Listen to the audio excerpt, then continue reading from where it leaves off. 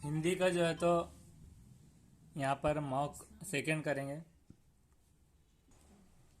ये ऐसा पैसेज आएगा। पहले गद्यांश को पढ़कर निम्नलिखित प्रश्नों से सबसे उचित विकल्प चुनिए। तो ये पढ़कर इसमें टाइम नहीं डालना है, सिर्फ डायरेक्ट क्वेश्चन देखने के त्योहारों का मनाना किससे संबंधित है। तो त्योहार देखना है यहाँ पर, त्योहारों का मनाना यहाँ पर पढ़ना है किससे संबंधित है। तो इसमें त्योहारों को मनाना किससे संबंधित है, तो सांस्कृतिक विविधता से संबंधित है। फसल या फिर विश्व बंधुत्व नहीं है। एक सरात्मक से छुटकारा नहीं है, क्योंकि विश्व बंधुत्व बोले तो सब लोग आ रहे हैं वर्ल्ड के। फसल खरीफ की फसल नहीं है वो। तो सांस्कृतिक विविधता है, त्योहारों को मनाना। ये कभी कभार इसके अंदर नहीं आता। यहाँ पर है कि सभी देशों की राष्ट्रीय एवं सांस्कृतिक एकता। तो सांस्कृतिक विविधता है, विश्व बंधुत्व एवं सामान्य की भावना बढ़ाते हैं, मतलब अलग अलग। तो विश्व बंधुओं की भावना बढ़ाते हैं, लेकिन वो किससे जुड़े हैं कि सांस्कृतिक विविधता से, विविध तरह के। नेक्स्ट है अलग अलग तरीके से के माध्यम से किस और सांकित संकेत किया गया है, किस और संकेत संकेत किया गया है। तो विभिन्न संप्रदाय पर फोकस किया गया है अलग अलग तरीक़ों से। अलग अलग उपाय नहीं है, अलग अलग रास्ते नहीं है, विभिन्न पूजा स्थल नहीं है, विभिन्न संप्रदाय ये करना है। नेक्स्ट, निम्नलिखित में से कौन सा त्यौहार किसी महापुरुष से नहीं जुड़ा है। तो गांधी जी का महापुरुष से जुड़ा है, ये महापुरुष है। बाल दिवस ये जो है तो किससे जुड़ा है, चाचा जवाहरलाल नेहरू। शिक्षक दिवस किससे जुड़ा है, भारत के भूतपूर्व राष्ट्रपति डॉक्टर सर्वपल्ली राधाकृष्णन का जन्मदिन इस 5 सितंबर को है। तो शिक्षक दिवस रूप में मनाया जाता है छात्रों से जन्मदिन की शिक्षक के तौर पर। लेकिन गणतंत्र जो दिवस है वो किसी महापुरुष से नहीं जुड़ा। तो नहीं जुड़ा गणतंत्र दिवस, ये अपना 26 जनवरी। 26 जनवरी। तो 26 जनवरी जो लोगों की हुकूमत, लोगों के हाथ से, रिपब्लिक डे इस तरह से 1950 के करीब में 26 जनवरी को डॉक्टर बाबा साहेब अम्बेडकर के थ्रू में वो कानून नाफिज हुआ था गणतंत्र दिवस का। तो वो अपने इंडिया और इंडिया का कानून उस दिन से शुरू हुआ था। तो इसे गणतंत्र दिवस करेंगे। नेक्स्ट है त्यौहार राष्ट्र को क्या लाभ पहुंचाते हैं। तो राष्ट्र की आर्थिक हालत सुधरती है कि राष्ट्र खुश रहता है, सभी एक ही धर्म की अनुगमन करते हैं। तो एक धर्म की तो नहीं करते, सभी मिलजुल कर रहते हैं। ये त्यौहार राष्ट्र को लाभ ये पहुंचाता है। नेक्स्ट है देशभक्ति में कौन सा समास है। देशभक्ति में है समास तत्पुरुष समास है। द्वंद्व समास नहीं है, कर्मधारय समास नहीं है, दिग्रु समास नहीं है, तत्पुरुष समास है देशभक्ति में। भी शब्द कौन सा है, भी निपात है। क्रिया विशेषण नहीं है, विशेषण नहीं है, क्रिया नहीं है, निपात भी शब्द है। उसके बाद आप देखेंगे सेकंड है निम्न में से मनोविज्ञान को सीखने में शामिल क्या है। तो व्यवहारिकता है। व्यवहारिकता प्रशंसा नहीं है, प्रशंसा नहीं है, आचरण नहीं है, तो व्यवहारिकता करना है। तीसरा है निम्न में से क्या भाषा की एक विशेषता है। तो ये एक अद्वितीय प्रणाली है, ये शिक्षा का एक माध्यम है, एक और दो दोनों है। फोर्थ है भाषा के संदर्भ में शब्द का अधिग्रहण का अर्थ क्या है। कुछ नया करने के लिए सीखना, यह है उसका। भाषा के संदर्भ में शब्द का अधिग्रहण यह है कि कुछ नया करने के लिए सीखना, फिर से सीखना है, सीखने की पूर्वता या इसके बाद के संस्करण ये नहीं करना है बिल्कुल। फिर से सीखना, सीखने की पूर्वता, इसके बाद संकरण नहीं करना है। कुछ नया करने के लिए सीखना ये करना है। भाषा के संदर्भ में शब्द का अधिग्रहण का अर्थ नया करने के लिए सीखना। उसके बाद है फिफ्थ, भाषा शिक्षण में अनिवार्य क्या है। तो अनिवार्य ये है कि समग्रतवादी दृष्टिकोण, समग्रतवादी दृष्टिकोण ही करना है। मानक भाषा पर बल नहीं है। विशेष आवश्यकता वाले बच्चों के साथ भिन्न व्यवहार ये भी नहीं है। वर्तनी संबंध ग्रह कार्य भी नहीं है। समग्रतवादी दृष्टिकोण करना है भाषा शिक्षण में अनिवार्य है। तो अनिवार्य है समग्रतवादी दृष्टिकोण। उसके बाद सिक्स्थ है, हिंदी भाषा के प्रश्न पत्र में आप किस सवाल को सबसे बेहतर मानते हैं। तो हिंदी भाषा के प्रश्न में सबसे बेहतर जो होता है ये प्रश्न में प्रश्न पत्र क्या में वो ये होता है कि अगर आप बाबा भारती की जगह होते तो क्या करते। ये सबसे बेहतर है। बाबा भारती क्यों उदास थे नहीं है, संज्ञा की परिभाषा बताइए भी नहीं है, लाल बहादुर शास्त्री के बचपन का क्या नाम था, ये बेसिक क्वेश्चन है। लेकिन प्रश्न पत्र में किस सवाल को सबसे बेहतर कि आप बाबा भारती की जगह होते तो क्रिएटिविटी की तरफ ले जाता है, ये सोचने की तरफ। इसलिए नेक्स्ट है, भाषा की कक्षा को एक समावेश कक्षा बनाने के लिए ये आवश्यक है। तो आवश्यक क्या है कि विभिन्न प्रकार की दृश्य श्रव्य सामग्री का उपयोग किया जाए, ये सही है। पाठ्य पुस्तकों के पाठ कम कर दी जाए नहीं है, पाठ्यक्रम को कम कर दिया जाए नहीं है, भाषीय कुशलताओं की का आकलन ना किया जाए, ये नहीं है। विभिन्न प्रकार की दृश्य श्रव्य सामग्री का उपयोग किया जाए, ये भाषा की कक्षा को एक समावेशी कक्षा बनाने के लिए आवश्यक है।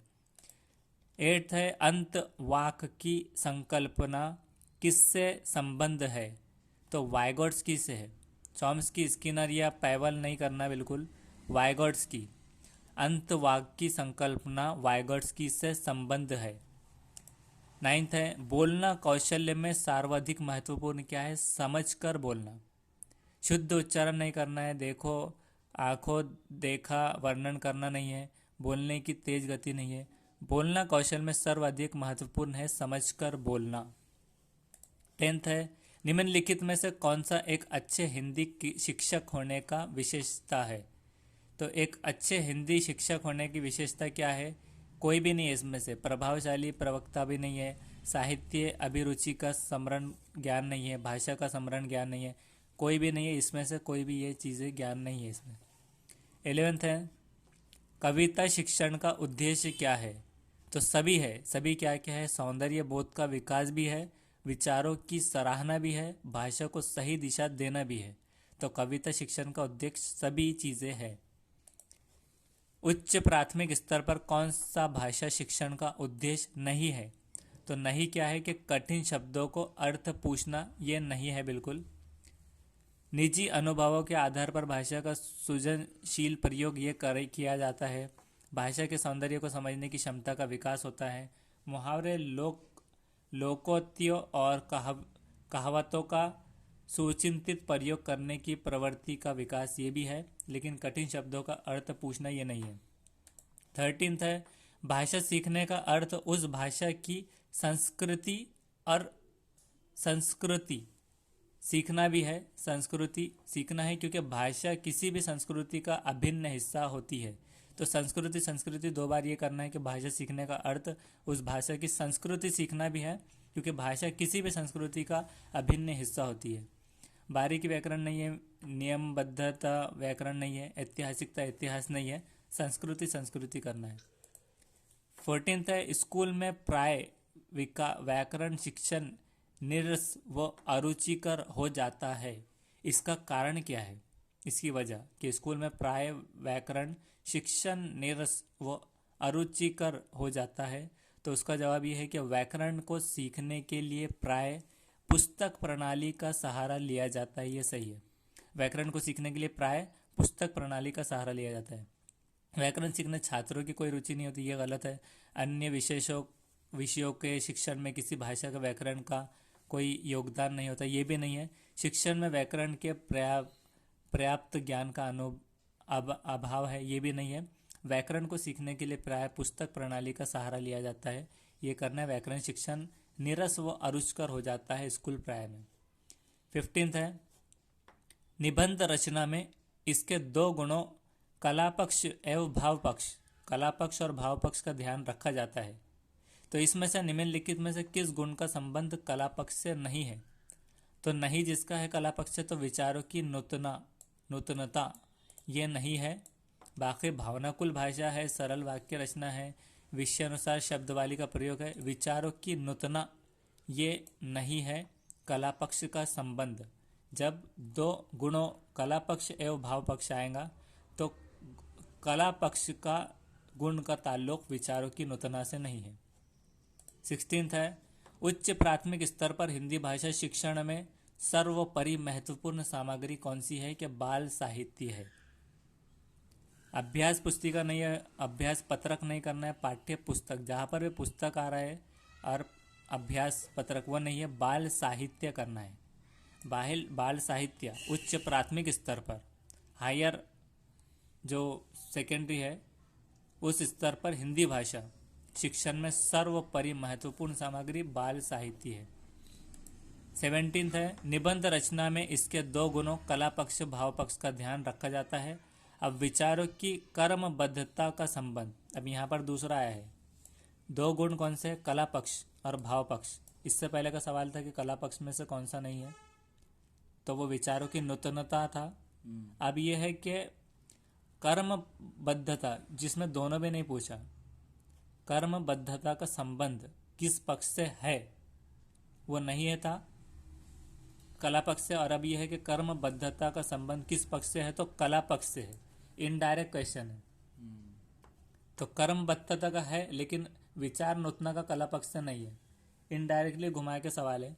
भाव पक्ष नहीं है, इन दोनों में से नहीं, इनमें से कोई नहीं, तो कला पक्ष वाला लेना है कर्मबद्धता। तो आपको इसका ये बनाना है कि कर्मबद्धता इज इक्वल टू कला पक्ष। कला पक्ष में नहीं क्या है, तो विचार नूतना नहीं है। और भाव पक्ष के बारे में भी फिर स्टडी करना है, इसके बेस पे भाव पक्ष भी आ सकता है।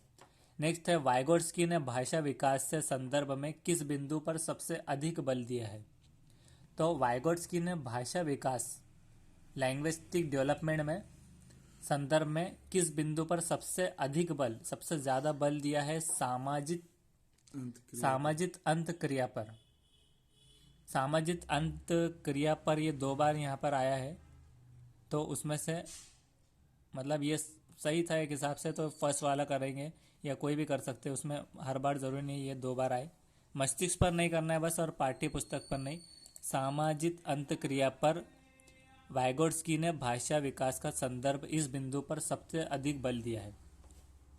19 है, मुदिता 8वीं कक्षा में 8 स्टैंडर्ड में हिंदी पढ़ाती है। कविता के भाव के बारे में बातचीत करते समय आप उन्हें किस बात के प्रति सचेत रहने की सलाह देंगे? तो हम उन्हें कहेंगे कि कविता का एक निश्चित भाव अर्थ नहीं हो सकता। कविता का एक निश्चित भाव या अर्थ नहीं हो सकता है। कविता में अलंकार रस पर विशेष बल दिया जाए, ये नहीं। कविता को गद्य में परिवर्तित करवाने वाली गतिविधि कविता शिक्षण का अनिवार्य पक्ष है, ये भी नहीं। कविता की भाषा व्याकरण पर विशेष बल दिया जाए, ये भी नहीं है। ये करना है कि कविता का एक निश्चित भाव अर्थ नहीं हो सकता। 20 है, निम्नलिखित में से कौन सा स्वर लोप दोष का उच्चारण है? तो दूसरा है कि छात्र को छतरी कहना, ये निम्नलिखित में से स्वर लोप दोष। तो जब भी स्वर लोप दोष, क्षत्रिय को छतरी कहना, स्वर लोप दोष उसकी उच्चारण है। अमृत को अमृति नहीं, विजेंद्र को विजेंद्र नहीं, स्नान को स्नान कहना नहीं है। क्षत्रिय को छतरी कह देना स्वर लोप दोष है। 21 है, मौखिक अभिव्यक्ति में निम्नलिखित में से कौन सी विशेषता होनी चाहिए? तो सभी है। स्पष्टता भी होनी चाहिए, बोधगम्यता भी होना चाहिए, स्वाभाविकता भी होनी चाहिए। तीनों मौखिक अभिव्यक्ति में ये सारी विशेषताएं आती है, स्पष्टता, बोधगम्यता और स्वाभाविकता, तो सभी है। 22 है, भाषा का आकलन करने के लिए कौन सी चीज महत्वपूर्ण है? भाषा का आकलन करने के लिए भाषिक रचनाओं के आधार पर प्रश्न देना, ये भाषा सबसे महत्वपूर्ण रुचि है।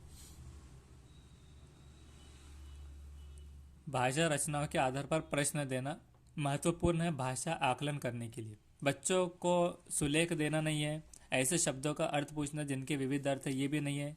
श्रुति लेखन भी नहीं करना। भाषा का आकलन भाषिक से याद रखना है। भाषा का आकलन भाषिक रचनाओं के आधार पर प्रश्न देना, यह महत्वपूर्ण आकलन है। 23 है, बच्चों की भाषा प्रयोग संबंधी त्रुटियां अधिक कठोर प्रतिक्रिया व्यक्त करना अथवा उन्हें ही इंगित करते रहना, ये क्या है?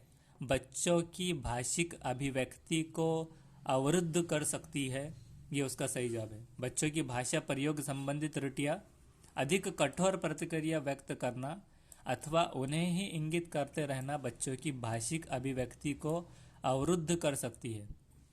बिल्कुल ज़रूरी नहीं, ये नहीं करना है, बच्चे स्वयं ही सब सीख जाएंगे। ज़रूरी है, इससे बच्चों की भाषा में सुधार होता है। आपको ये लग सकता है एग्जाम में, लेकिन ये भी नहीं उसका भाषा शिक्षक का परम द्वितीय है, ये भी कर सकते हैं। अब ये नहीं करना है।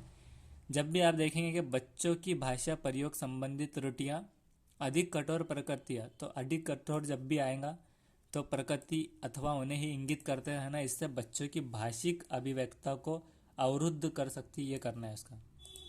24 है, अंग्रेजी भाषा शिक्षण में निगमनात्मक जो विधि है, एक नुकसान क्या है?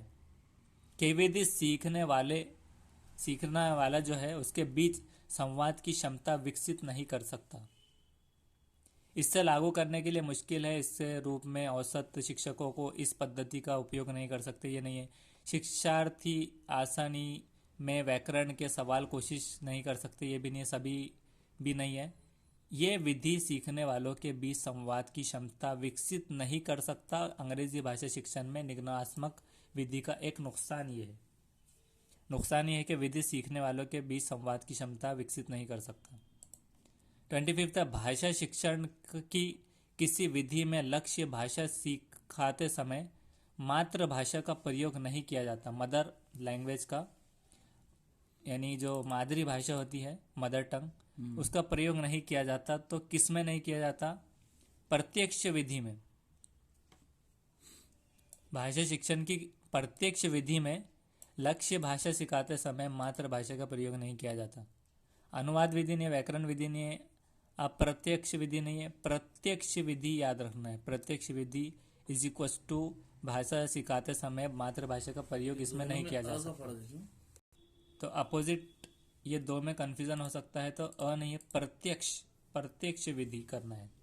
नेक्स्ट वीडियो में नेक्स्ट इसका सेशन देखेंगे।